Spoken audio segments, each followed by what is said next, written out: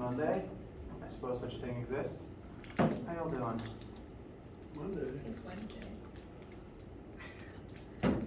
Yesterday. I'm going back to bed. If only. Wow, I don't know what just happened. So You haven't been that first, right? No, but that's unrelated. Well, that's not. Oh, wait, maybe I should start drinking coffee. Oh, wow. I don't know what that was. Sorry. Happy Wednesday, I guess. How y'all doing? Good. Let's see how I'm doing. Okay.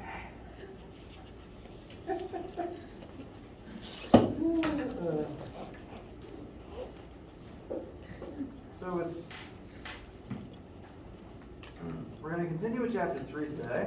We're going to start looking at vector addition, a couple different forms that can take. Anyone need anything before we get started? Yes. Today in the lab, if it doesn't take a full 3 hours, are you allowed to stay back and work on homework? Yep.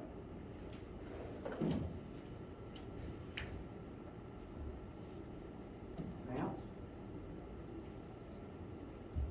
All right.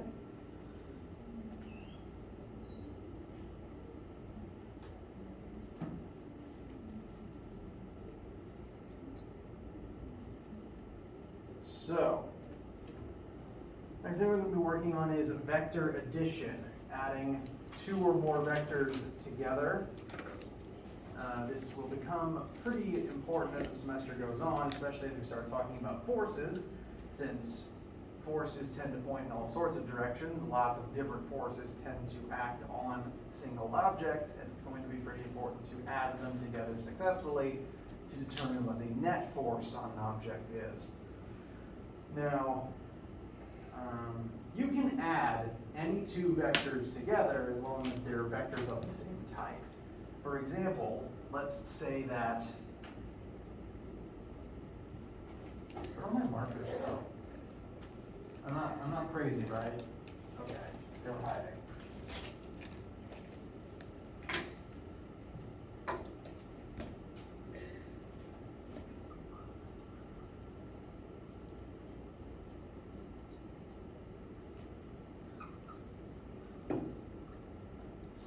Let's say you go on a hike.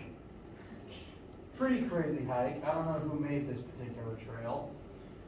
But each individual piece of this hike is technically an individual vector. You've got some distance north, some distance east, north again, east, southwest, north, so on, so forth. And we can add all of those vectors together in order to tell us our final displacement vector from start to finish, both magnitude and direction.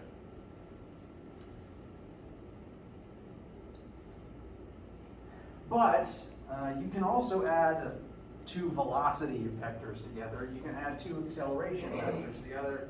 You can add two force vectors together.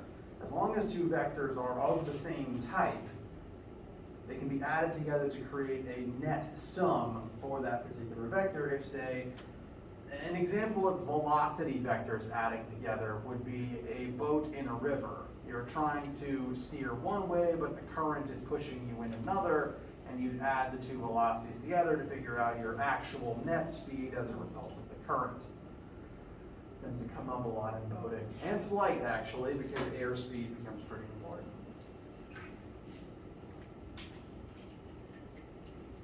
And as I hinted at earlier, multiple forces can add up together as well. An example of that would be just holding an object in your hand. There's at least three forces acting on this object right now, yet it's not accelerating because of those forces, because all those separate force vectors add up to 0. More on that next week. Now, in order to add vectors together, one, they have to be of the same type. You can't add a displacement to a force, because they're just entirely different things. And arguably even worse than trying to add an x to a y. In order to add vectors, they have to be of the same type, and it helps to draw them tip to tail. We tend to represent vectors as straight lines. And when I say draw vectors tip to tail, I kind of mean this thing here is a pretty okay example of that. I drew every single one of these separate vectors one after the other. The new vector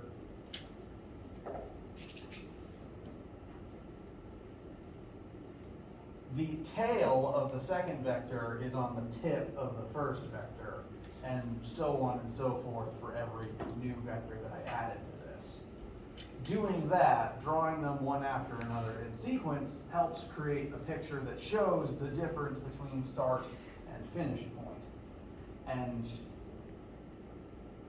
in a lot of our sample questions, it'll be kind of part of the question to create a tip-to-tail drawing to represent what the vectors are to help us add them together.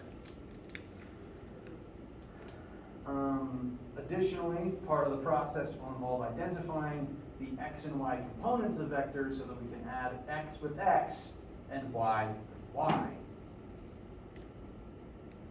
To demonstrate, look at our first sample question about this.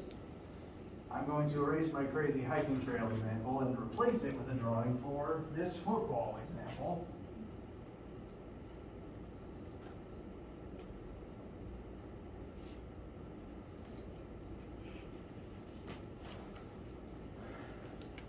A footballer is going to take the ball from the line of scrimmage, run backwards. I just started using this and it's already dying.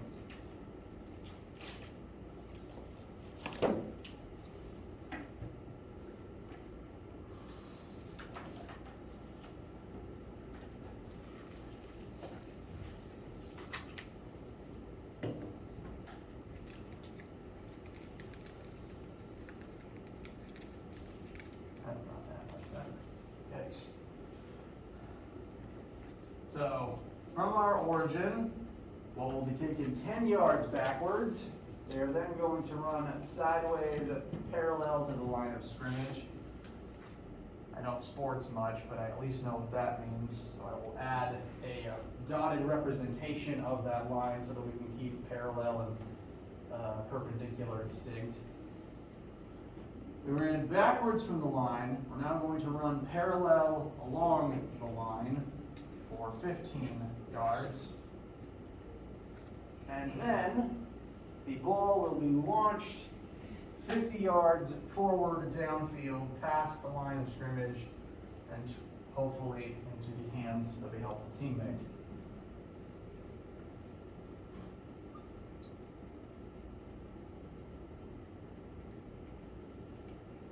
This drawing is the tip-to-tail drawing. There's 3 vectors in question here. The 10 in the negative x, the 15 in the positive y, and the 50 in the positive x, all drawn one after the other, each one's tail on the tip of the last, to show the whole picture of the ball's entire path, which again helps paint a relevant picture of where it goes from start to finish. It does go through this whole journey, but if we just care about from start to finish, the green line connecting those 2 points tells us that final vector sum. So the green line represents the sum of the other 3 vectors.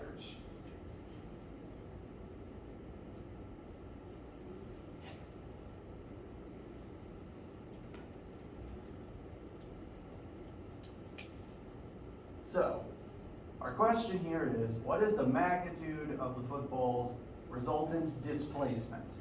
Again, displacement is specifically referring to vector distance between start and end point.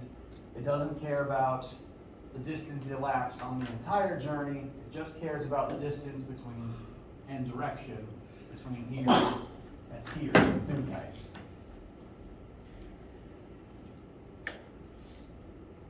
And in order to find that final displacement, we have to add our 3 component vectors together.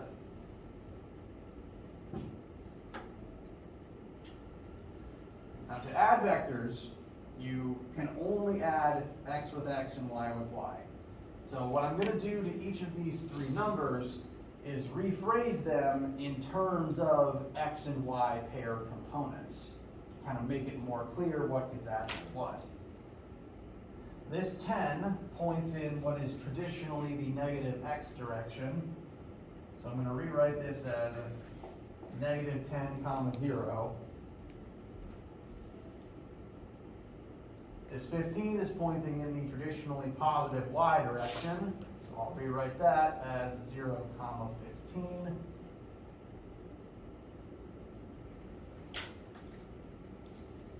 And this 50 points in the positive x, so that will be 50 comma 0.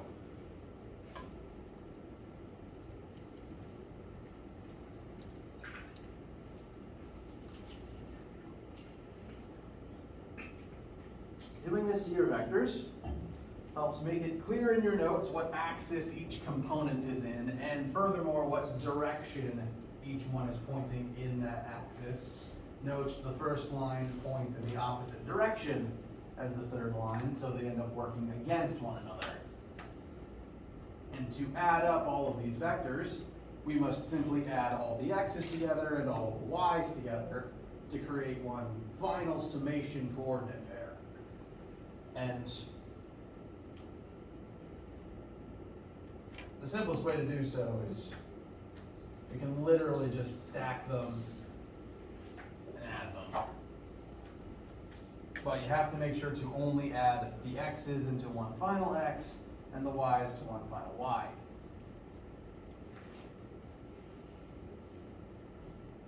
So that should give us 40 in the x and 15 in the y.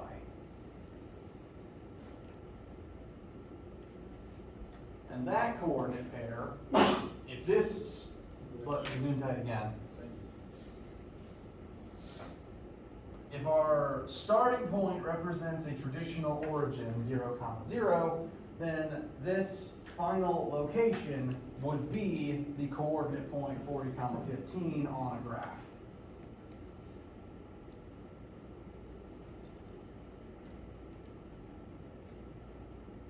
And you should always put units on your answers.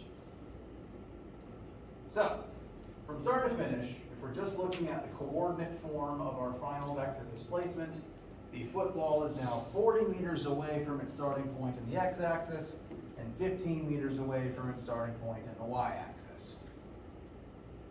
And that's one way to answer the question. We've described the vector displacement in its component form.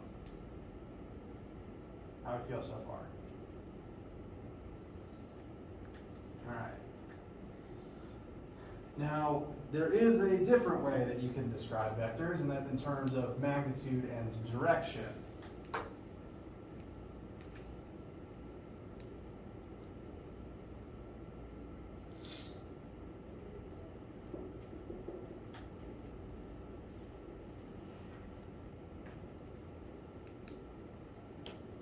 So, hypothetically, we can re-describe that 40, 15 as, instead of a coordinate pair, as a magnitude, the length of this line between those 2 points, and the direction that line is pointing in.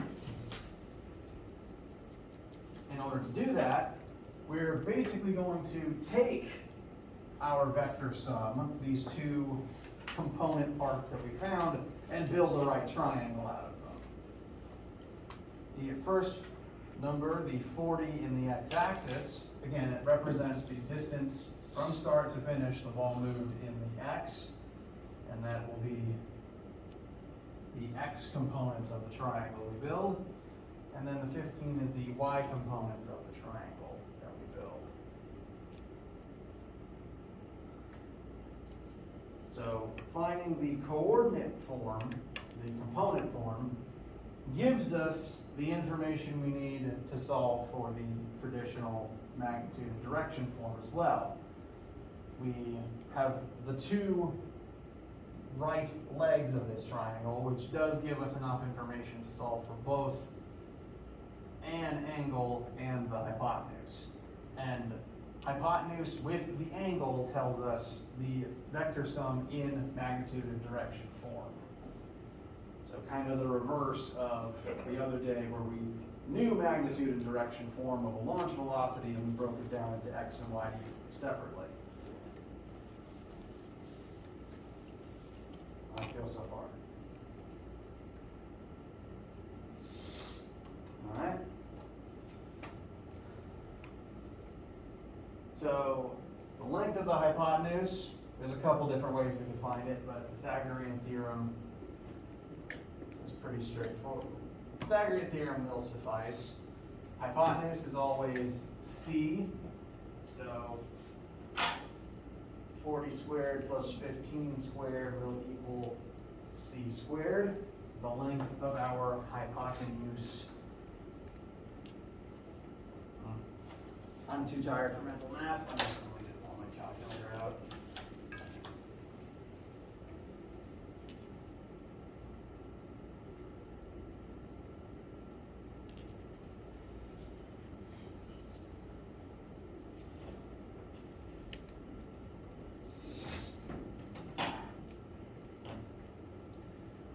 I've got about 42.7 meters approximately.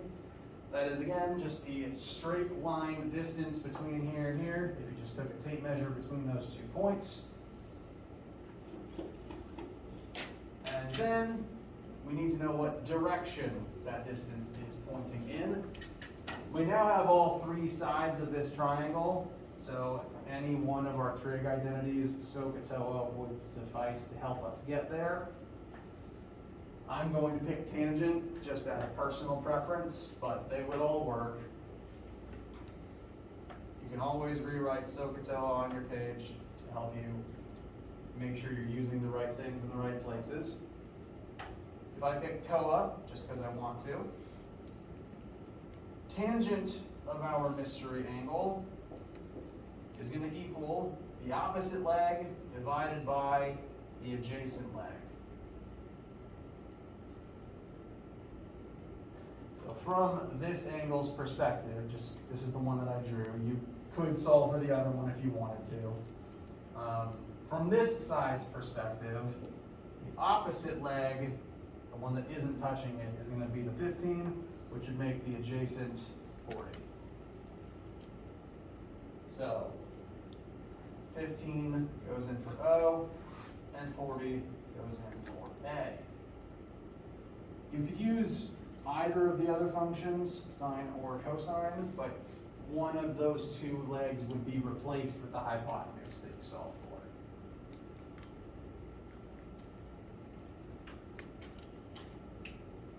That leaves us with tangent of theta equals 15 over 40.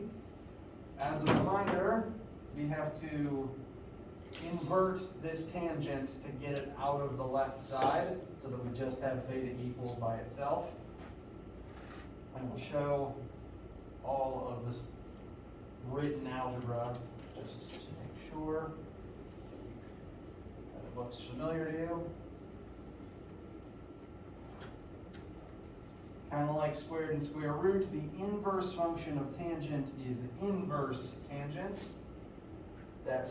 There is a button for inverse tangent on most of your calculators. On mine, it's the secondary function of the tan button itself. It's just tan to the minus 1 power. We perform that operator on both sides. That turns the right into inverse tangent of 15 over 40. The left is inverse tangent of tangent, which, kind of like squaring a square root, will just break down and leave theta behind by itself.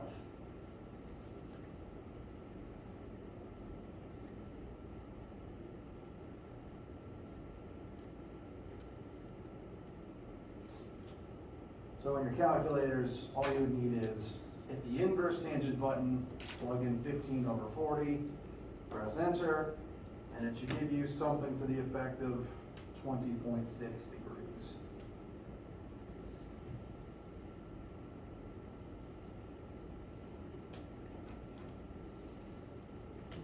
And those 2 answers combined, the hypotenuse and that angle, describe the final magnitude and direction of the football's total displacement from start to finish. Yes? But is the magnitude the angle? No, magnitude is just the technical term for number, the size of the measurement. We are measuring distance from point A to point B, so the magnitude of that distance is the number of distance we calculated.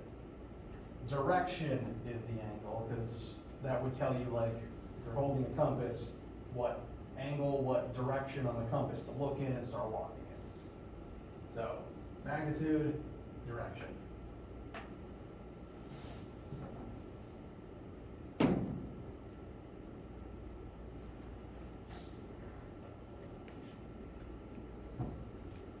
A magnitude and direction can be fiddly, because sometimes your answer will depend on, well, how you set up your coordinate system. On that drawing that I created, hypothetically, I could have solved for the other angle of the triangle, which would change a few things about my answer. So, for vector addition questions, it's important to draw your picture, create your frame of reference, and specify the way in which you write your answer. If I was filling out the answers here on a test, component form would be 40, 15 meters. Vector form would be 42.72 meters, pointing at 20.6 degrees. And I'm leaving it at 20.6 because math communities tend to assume an angle by itself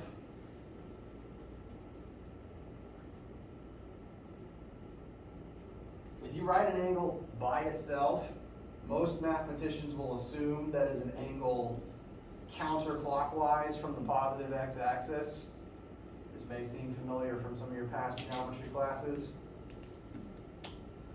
And just because that's the standard, if I'm reading a number, an angle measurement by itself with no other qualifications, that's usually what I will also expect. But if your angle is not necessarily, counterclockwise from the x-axis, like you could draw any number of triangles, solve for any number of angles, and you could find this angle and you could tell me that angle, but to make sure it's 100% correct the way that a mathematician would read it, sometimes you want to be more specific about where the angle starts from.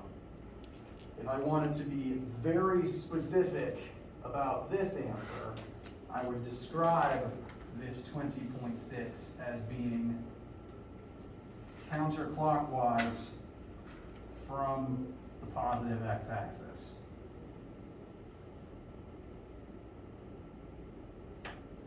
An angle like this could be described as being counterclockwise from the negative x-axis.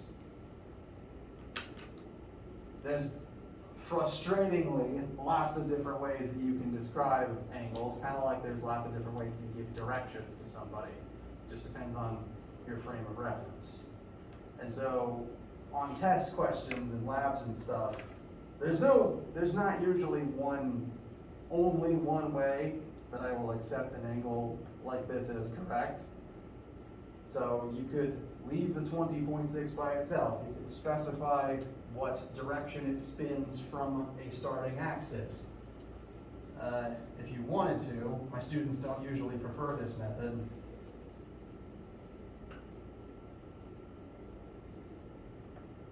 You could describe it in terms of cardinal directions. We start east, rotate north, that would be north of east. I don't care which method you use, but you should usually describe the starting point of the angle and the direction it turns in, just to make absolutely clear where it's pointing in your answers. How do we feel so far? I don't bring this up to try to be intimidating. I bring this up because WebAssign is kind of fiddly about it sometimes. Occasionally, WebAssign might ask for a specific angle as part of an answer, and it'll specify angle counterclockwise from x-axis. And if you didn't set yours up such that the angle came out that way, if you drew your triangle in such a way that you just didn't find it in that specific way, WebAssign will count you wrong because it doesn't know any better, because it's not looking at your work. So, in the case of, especially with WebAssign, read the frame of reference it's expecting the answer in. And that can help you set up your drawing to make sure that the experience is as smooth as possible.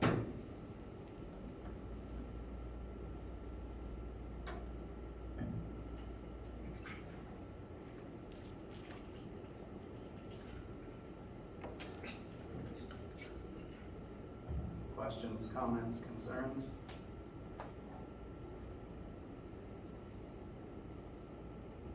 All right.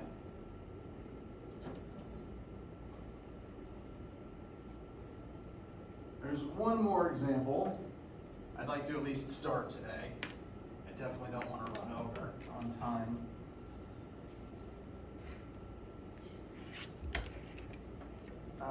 We're now going to add two vectors that don't originally start in just one axis each.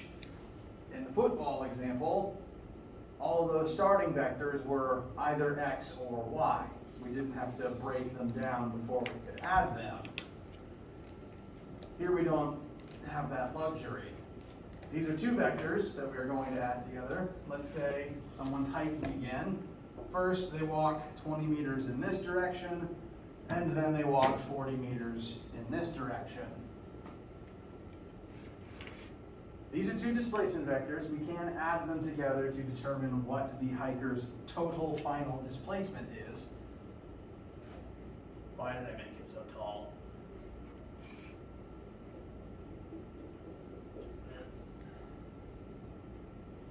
So the green line represents, again, total displacement from start to finish.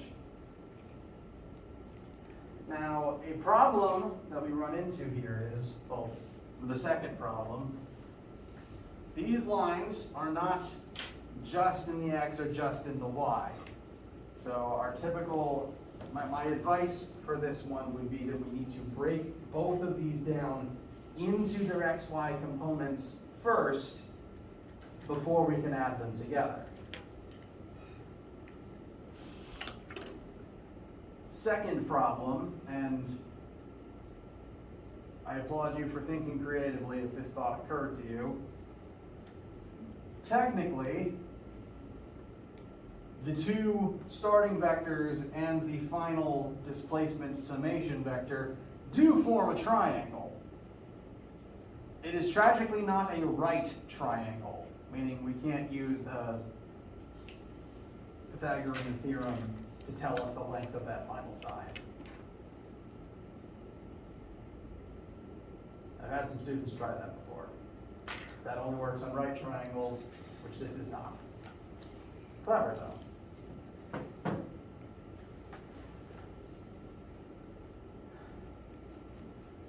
For any two vectors adding together, you want to make sure that it's in xy components, add x to x and y to y.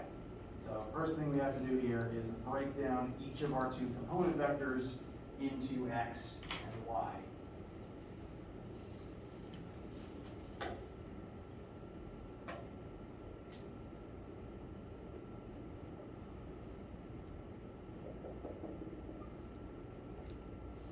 For the red line,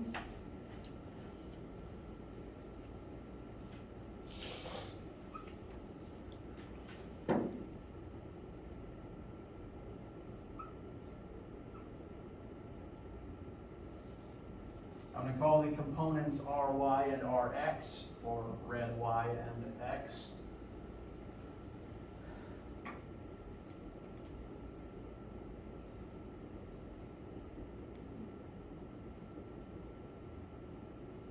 To find these components, for both of these triangles, we know the hypotenuse and we know an angle, so sine and cosine will tell us the two side lengths.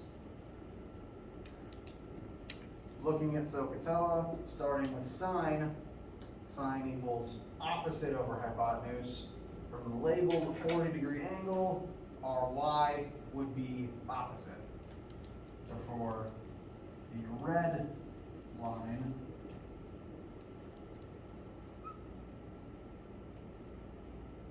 sine of 40 would be the y leg, over 20 meters, excuse me. Meanwhile, cosine, since that is the adjacent instead,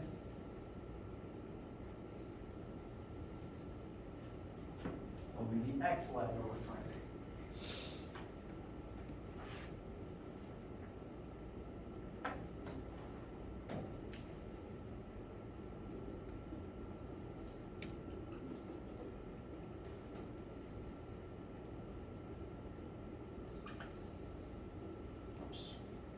Blue x and blue y.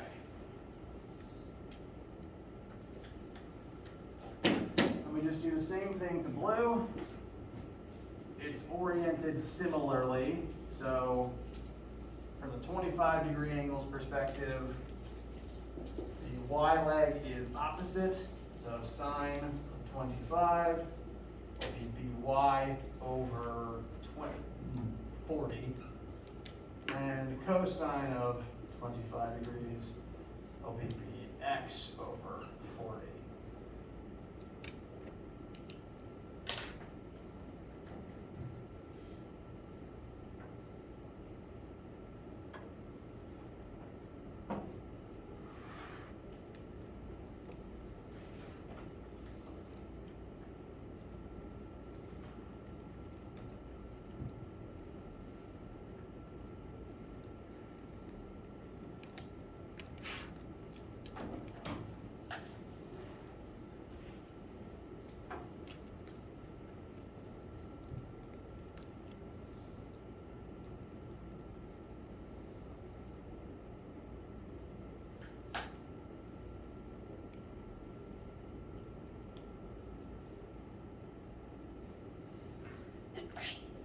Pleasure.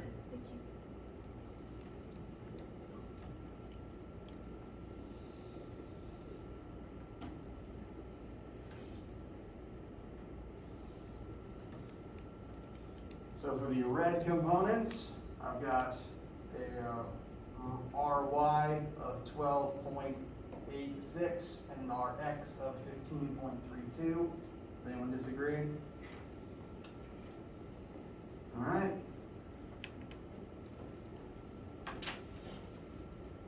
For the blue ones,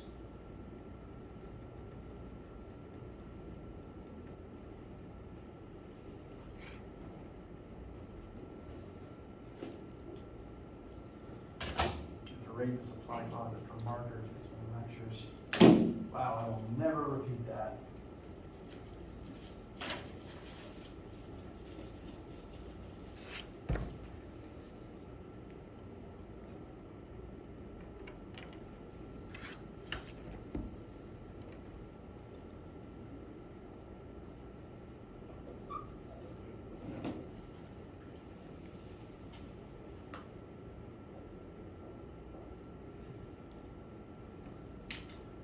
For blue, I've got 16.9 in the Y and 36.25 in the X. Does anyone disagree?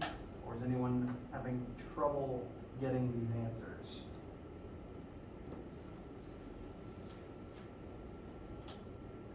Okay.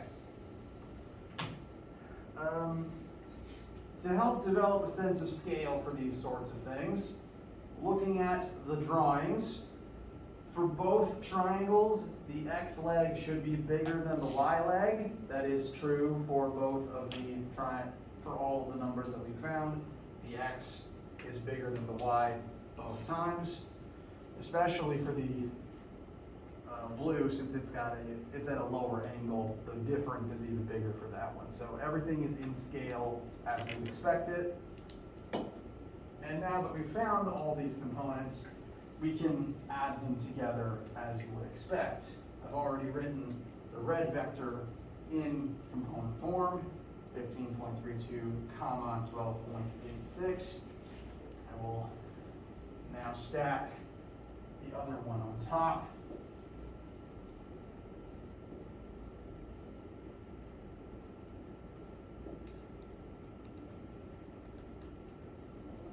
And now we can just add like with like. Any issues with what I've got written down here?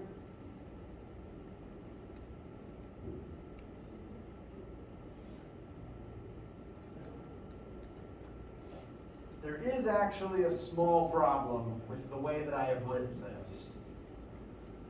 If you look at the drawing, Rx and Ry both point in, traditionally positive directions. Up is positive, right is positive in the x-axis. For blue, blue's Y leg points up, but its X leg points in the opposite direction as red's X leg. So no matter how you set up your frame of reference, red X and blue X are opposing one another. So one of them needs to be negative for that reason. And unfortunately, you can do your sine cosine math completely correct, and it won't be able to tell you that on its own, because your calculator just takes in sine and cosine and does them as normal. It doesn't know the context of the angle you're giving it. It doesn't know this is the direction that the triangle is pointing in. It doesn't know this is the direction the x leg points in. It just takes in the numbers, and it can't give you the plus or minus by itself. So there's an amount of caution that you'll have to take when you're working questions like this and making sure that you are adding relevant negatives as they come up. So to make what I have on the board as correct as possible, the X leg of blue is pointing in the negative direction. The two Y's are both positive, they both point up, but the X's oppose one another. And ultimately, this is going to give us an answer that has a positive Y leg and a negative X leg, which does demonstrate that for this original green line that I made, the final answer is above the origin and to the left of the origin. Again, left usually is negative. So, final answer in component form .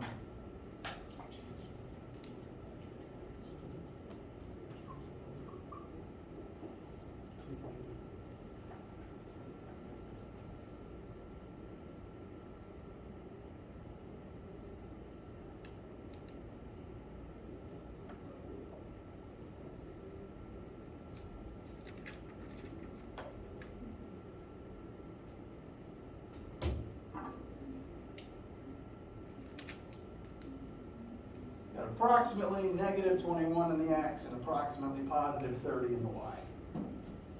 And that is the component form of the sum of these two vectors. Again, if this was an origin, 0, 0, that set of coordinates would be this location on the graph.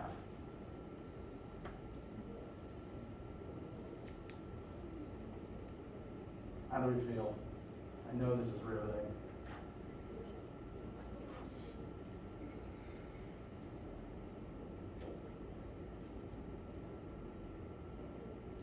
Questions, needs, concerns, anything confusing you? All right. Well, that's all I really wanted to get through today. On Friday, we'll talk a bit about relative velocity, do a little bit more vector addition math related to that, and that'll be it for chapter 3. I actually do have a question. Do you not have vector form on this example? I don't have that answer all the way worked out. We could find it though. Like, I would recommend, like, we have the component form.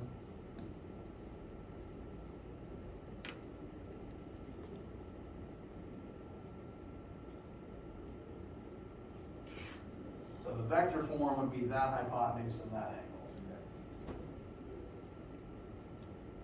You've already practiced finding that though. So I'm in favor of breaking here, unless you guys want to work that number out.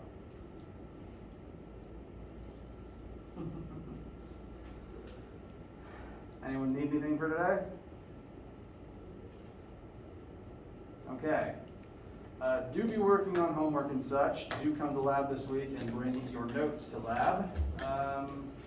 And closed-toed shoes. Don't want to marble to land on someone's toes. And let me know if you need anything. Have a good day. Yeah.